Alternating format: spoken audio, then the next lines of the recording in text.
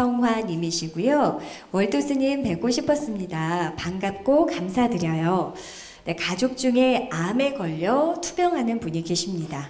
환자가 불교는 아니지만 기도를 해드리고 싶어요.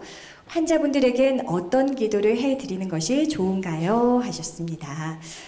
한 가정에 누군가가 감기만 걸려도 침울해집니다. 그렇죠? 그런데 암이라고 하는 부분을 우리가 아는 순간에 이미 절망을 하는 그런 경우들이 너무 많아요. 그래서 대개 암이라고 하는 부분이 판단이 나면 그 환자에게 암이라는 사실을 알려야 되나 말아야 되나 고민을 합니까? 안 합니까?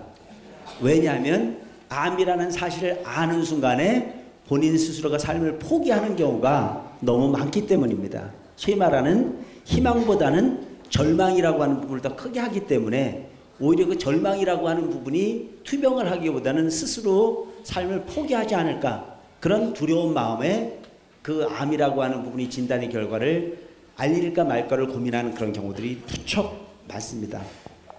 이야기를 들어보면 너무 참 안 됐잖아요. 누구든지 간에 그 암이라고 하는 어떤 그런 절대절명의 위기에 딱 다가오면 지푸라기라도 잡고 싶은 그런 심정이 당연히 생깁니다.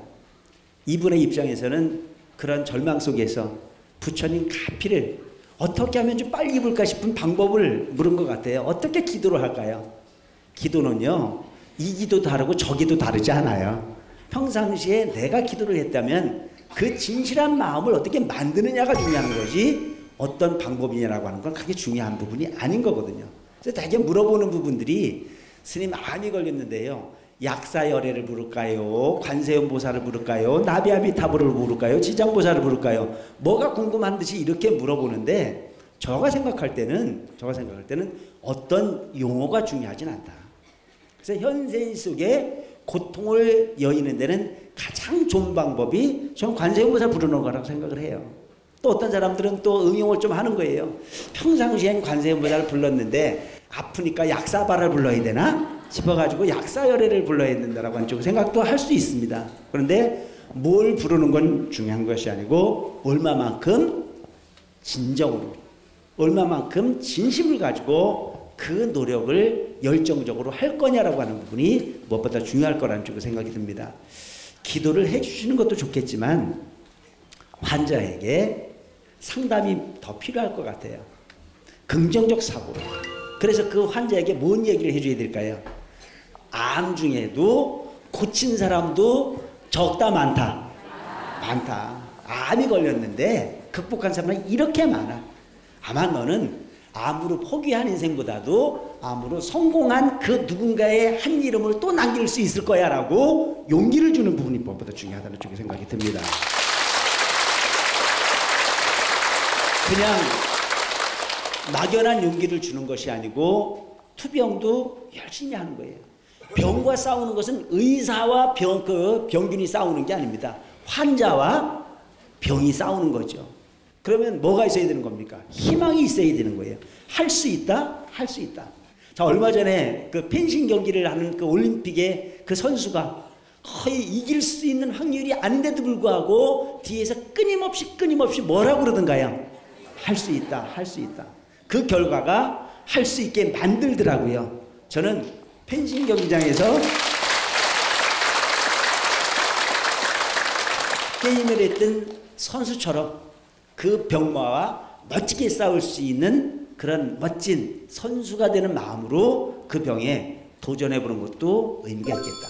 그 병에 도전하는 부분을 그냥 막연히 갖지 말고 부처님의 위대한 가르침, 오직 부처님의 염력으로, 부처님 가르침으로 노력하면 반드시 될 수 있다라고 하는 부분으로 힘과 용기를 줄 필요가 있지 않겠나 하는 생각을 합니다. 그래서 그냥 막연히 내 마음속에 병균이 있어라고 하는 쪽으로 생각을 하면 너무너무 괴롭겠지만 내 마음속에는 병균이 있지만 부처님의 큰 가피가 있어.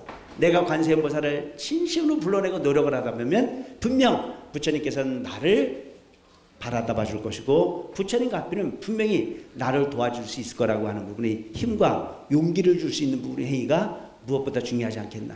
이분께서 저에게 질문을 준 내용은 뭐냐면 그는 불교를 믿지 않지만 내가 불자인 입장에서 그를 위해서 기도할 수 있는 방법을 물었는데 무엇보다 중요한 부분은 본인 스스로가 그 누군가를 위해서 기도해주는 그 조금만 무엇보다 좋지만 스스로가 의지할 수 있는 희망을 이야기할 수 있는 부처님에게 뭔가 기대보라고 이야기하고 부처님의 값에 희망을 걸어보라고 얘기할 수 있는 부분에 충고가 무엇보다 중요하지 않겠나는 그런 생각을 합니다.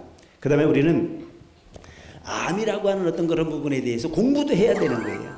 그냥 막연히 이건 그냥 무조건 무서운 병이야 라고 이야기할 것이 아니고 이런 병은 어떤 부분에서 기인된 것인가라고 하는 부분을 이렇게 쭉 연구를 해보다 보면 거의 다수의 암이라고 하는 부분이 스트레스에서 온대요. 그래서 제가 어느 분에게 이야기를 한번 들어봤거든요.